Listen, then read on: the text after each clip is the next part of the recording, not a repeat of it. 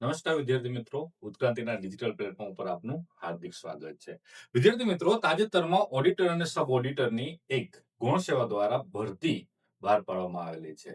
મોટાભાગના વિદ્યાર્થીઓ હવે ધીમે ધીમે તૈયારીના એ ચરણમાં પ્રવેશી ચૂક્યા છે. કોઈએ વાંચવાનું ચાલુ કરી દીધું છે, કોઈ કોર્સ લઈને કામ ચાલુ કરી દીધું છે. એ ટેસ્ટના ધીમે ધીમે ધીમે બધા પોતપોતાની રીતે કંઈક ને કંઈક તૈયારીમાં લાગી ચૂક્યા છે. કોઈ મટીરિયલમાંથી વાંચવાનું ચાલુ કર્યું છે, કોઈ વિડીયો જોઈને ચાલુ કર્યું છે. બધી વસ્તુ સાચી.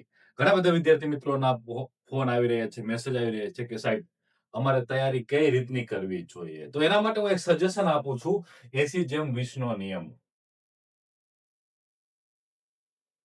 સાયકોલોજીમાં આને પારેટોનો સિદ્ધાંત કહેવામાં આવે છે. ચર્ચા કરીએ છીએ, થોડી ચર્ચા આપણે બીજી પણ કરી લઈએ છીએ. તો વિદ્યાર્થી મિત્રો, 80-20 ના નિયમમાં આવીએ છીએ એ પહેલા હું તમને કહીશ કે ગૌણ સેવાનો એક સ્વભાવ રહ્યો છે કે જેવા તમે પ્રાથમિક કસોટી આપીને બહાર નીકળશો ત્યાં ધડાકો કરશે કે 20 કે 25 દિવસ પછી પરીક્ષા છે.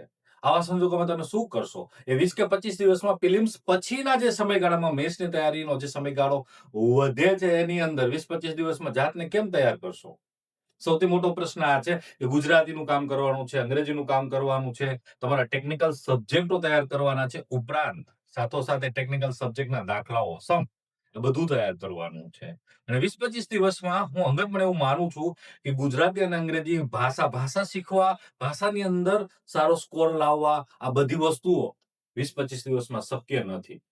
આ વાસ્તવિકતા છે. તો વિદ્યાર્થી મિત્રો, અત્યારથી જ કામ કરવું જોઈએ અને કામ કરવામાં તમને જે મદદ થઈ શકે છે આ 80-20 નો નિયમ છે, જેને પારેટોનો સિદ્ધાંત કહેવામાં આવે છે. પારેટો સાહેબ કહી ગયા છે કે દુનિયામાં કઈ પણ વસ્તુઓ જે છે એ કઈ રીતની કામ કરતી હોય છે, તો કે 80-20 ના નિયમથી. તો અત્યારે તમારે પ્રિલિમ્સ સુધી કેવા એપ્રોચથી જવું જોઈએ, તો હું કહીશ કે આ પારેટોના સિદ્ધાંત પ્રમાણે જવું જોઈએ. એટલે કે 80% તમારે પ્રાથમિક કસોટીને સમય આપો અને 20% જે સમય છે એ મુખ્ય પરીક્ષાને અત્યારથી જ આપો. અને જ્યારે પ્રિલિમ્સ કન્ડક્ટ થઈ ગઈ હશે, પ્રાથમિક કસોટી કન્ડક્ટ થઈ ગઈ હશે, ત્યારે ટીપે ટીપે સરોવર ભરાય એમ મુખ્ય પરીક્ષામાં પણ 20% તમારા સમયમાં ઘણું બધું કામ થઈ ચૂક્યું હશે. શું કામ કરવાનું છે હમણાં હું તમને સમજાવીશ, પણ અત્યારથી જ કામ ઉપાડવાનું છે. તો વિદ્યાર્થી મિત્રો, હું તમને કહું છું કે જો તમે દિવસના 10 કલાક વાંચો છો તો 8 કલાક પ્રિલિમ્સને આપો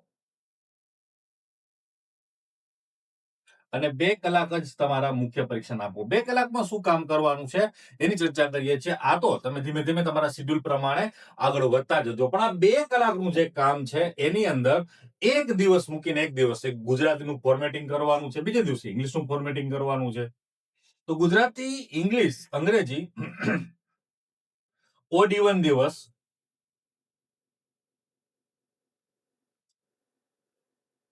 એટલે કે એક દિવસ ગુજરાતી, એક દિવસ અંગ્રેજી, એક ફોર્મેટિંગ લખવાનું છે. ફોર્મેટિંગ કેમ લખવા, શું લખવા, એ યુટ્યુબ ઉપર આપણો વિડીયો છે જ. ગુજરાતી મેં કરાવેલું છે, ઇંગ્લિશમાં સૌરભભાઈ કામ કરેલું છે, તો તમે ફોર્મેટિંગ કેમ કરવા એ જોઈ શકો છો. તો આ એક કામ. બીજું શું કરી શકાય કે તમે ટેકનિકલ જે વાંચો છો એની આજુબાજુ જે સમ બની શકે છે, એની આજુબાજુ જે મુખ્ય પરીક્ષાના પ્રશ્ન બની શકે છે, જાતે બનાવો અને લખો.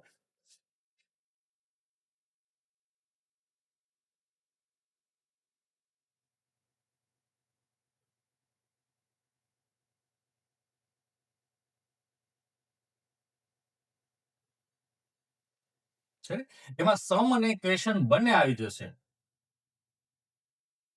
એક જ કેટલો રોજ એક, આજે એક ક્વેશ્ચન લખો, બીજે દિવસે એક સમ લખો.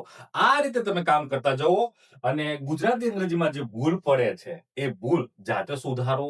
ભૂલની અંદર જોડણી, વિભક્તિ, સેમ જ અંગ્રેજીની અંદર તમે જે ભૂલો કરો છો, સ્પેલિંગ, વાક્ય રચના, એ બધું જાતે જ કરો અને જાતે સુધારતા જાઓ. ધીમે ધીમે આ એપ્રોચથી કામ કરો. અને સૌથી મહત્વનું, જો તમે ડિસિપ્લિન જાતે નથી જાળવી શકતા કામ કરવાનું, મુખ્ય પરીક્ષાની અંદર રોજ લખવાનું, ઇવોલ્યુશન કરવાનું, ટેકનિકલ ક્વેશ્ચનના જો કોન્સેપ્ટ તમારા પ્રોપર તૈયાર નથી, તો હું તમને સજેસ્ટ કરીશ કે હા, અમે પ્રિલિમ્સ કમ્સ મેથ્સ જે બેચ મૂકીએ છીએ લગભગ સોમવારથી ચાલુ થવા જઈ રહી છે.